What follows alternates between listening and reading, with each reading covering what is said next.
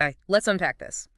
We've got a story today that honestly sounds like something straight out of a thriller, Hmm. but it's chillingly real. It involves extreme greed, just unimaginable violence, and frankly, an almost miraculous fight for survival. Right. Today, we're diving deep into one of the most brutal cases from California's early cannabis scene. We're talking about the 2012 California cannabis kidnapping. Yeah. And what we're going to uncover is how this, rapidly expanding, largely unregulated market didn't just create opportunities. It inadvertently forged an environment where certain people became prime targets, just incredibly vulnerable. Exactly. And for this deep dive, our insights are coming straight from Nug Notes. They're a leading investigative publication that really meticulously chronicled the early cannabis industry. It gives us a pretty stark look at the reality behind that whole green rush idea. And, if we connect this to the bigger picture, what's really crucial to understand is that this crime wasn't just some isolated incident. As Nugnotes really lays out, it's a stark illustration of what they actually call the high-risk era of California's cannabis scene. This is under Proposition 215. Okay, the Prop 215 era. Yeah, long before any meaningful federal banking reform or even any real, standardized security norms were established for the industry. So for you listening, this deep dive will explore the twisted motivations behind this whole horrifying event, the gruesome details of the attack itself, and the ultimate pursuit of justice. It really lays bare precisely why this particular case became, well, one of the most sadistic cannabis industry-related crimes in U.S. history. Indeed. So by 2012, you had this dispensary owner, unnamed, running a highly profitable medical cannabis shop, Newport Beach. Right, prime location. Exactly. Moving a lot of product and operating entirely in California's cash-only Prop 215 era. Now, maybe you can elaborate just quickly for our listeners. What didn't Prop 215 provide that made success, like this guy's success, such a huge liability? Yeah, that's such a critical point. Under Prop 215, like you said, cash only. Without federal banking reform, dispensaries like this one, they were forced to operate almost entirely in cash. Wow. Huge sums of money, completely off the traditional financial grid. And Nug Notes really highlights how this cash-only reality, it basically painted a massive target on successful operators. Yeah, makes sense. Their very prosperity became their greatest vulnerability. In a system that just lacked legitimate banking, transparent financial trails, or even the standard security infrastructure that, frankly, legitimate businesses take for granted. Right. So this created fertile ground for rumor, illicit wealth, which brings us to the next step here, which was truly premeditated. So in this environment where cash was king, totally untraceable, a rumor could easily, become fact in the minds of someone greedy. What did that look like here? Precisely. According to the account in Nug Notes, which is incredibly detailed, Kyle Handley, he was a former supplier to the owner, he became absolutely convinced, just obsessed with the idea that this dispensary owner had buried, like a cool $1 million in the desert after a trip to Vegas. $1 million buried. Yeah. And that belief, born from just the opaqueness of this cash economy, it fueled a truly meticulous plot. The source documents how Handley recruited 3 others, Hossein Nayeri, Ryan Kevorkian, and Naomi Kevorkian. Right. And they surveilled the target for months, meticulously planned what would become just this brutal heist. This wasn't impulsive, Yeah. It was calculated, driven by the lure of untraceable cash. The level of planning, Right. the sheer patience involved there, it's chilling. Really shows how deeply they believe this money was real and, accessible. Right. So, And the plan they finally executed, well, it's nothing short of a nightmare. October 2nd, 2012, the crew breaks into the owner's home. They don't just rob him. They zip tie him and a female guest who was there.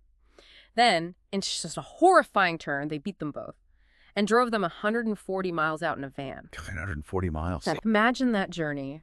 Just the terror, the desperation, 2 people bound, beaten, driven out into the desolate desert.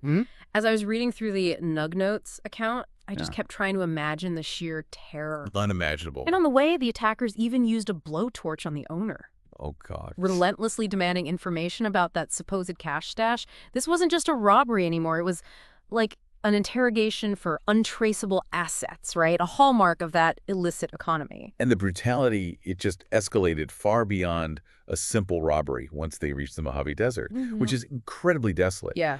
And Nug Notes really emphasizes this shift, showing how the perpetrators, feeling isolated out there, desperate for this money that didn't actually exist. Right. They intensified their methods, and in a truly, truly depraved act, they severed the owner's penis. My God. Then, trying to destroy any forensic evidence, they doused both victims in bleach and just left them for dead. Left them. Yeah.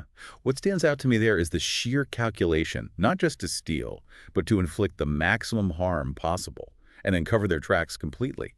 Confident, that they were beyond the reach of the law in such a remote area. What a blowtorch than that. Yeah. That level of depravity is just shocking. It's hard to even contemplate. It really is. It's a testament, I guess, to how far people can descend when they're fueled by greed and operating in an environment with, well, no traditional safeguards. Exactly. But here's where the story takes this unbelievable turn toward survival. I mean, what hope could there possibly be after an ordeal like that? And yet, right, as Nug Notes reveals, it was precisely at this darkest moment, this absolute low point, that an extraordinary act of resilience unfolded. Okay. Miraculously, the woman, the guest, she was able to free herself from her restraints. Wow. She then managed somehow to flag down a police officer, ultimately saving both of their lives. It's just an incredible testament to human endurance. Yeah. In the face of unimaginable terror, a total defiance of the perpetrator's intent to just leave no trace. That's truly remarkable resilience. So after such an incredible escape, how did justice start to unravel this whole horrific crime? Well, the wheels of justice, they can be slow sometimes, Yeah. but they did eventually turn. Handley was caught first. Okay. Hussein Nayeri, who was suspected of being the ringleader, he actually fled all the way to Iran. Yeah, but an international manhunt eventually led to his extradition. They got him back from the Czech Republic. By 2014, all 4 individuals involved in this horrific crime were arrested. And this case became a huge priority for law enforcement, precisely because of its extreme nature and the clear link to the vulnerabilities in that cash-heavy cannabis market. And the sentences certainly reflect just how heinous their actions were perceived. Kyle Handley got life without parole in 2018. Hossein Nayeri, convicted in 2019, sentenced to life without parole in 2020. Ryan Kevorkian also received life without parole after a plea in 2019. And Naomi Kevorkian, who's now Naomi Rodas, she pled guilty as an accessory, sentenced to 3 years probation back in 2022. It really underscores the gravity, doesn't it, how the courts viewed this crime. Absolutely. And if we, connect this back to the bigger picture again, this attack just starkly exposed how Proposition 215's cash-heavy cannabis market created this environment where successful owners were just prime targets for extreme violence. Yeah. As Nug Notes documents extensively, this was long before any meaningful banking reform, any robust security norms were established. It truly was, as they put it, a high-risk era. A high-risk era. Yeah, where the lack of formal oversight, the lack of digital trails, it didn't just make people vulnerable to crime, but it also really complicated the investigations afterward. The tragic legacy of this case is just so clear. You have a dispensary owner who survived one of the most brutal, sadistic, cannabis industry-related crimes really in U.S. history, while his attackers are now behind bars for life.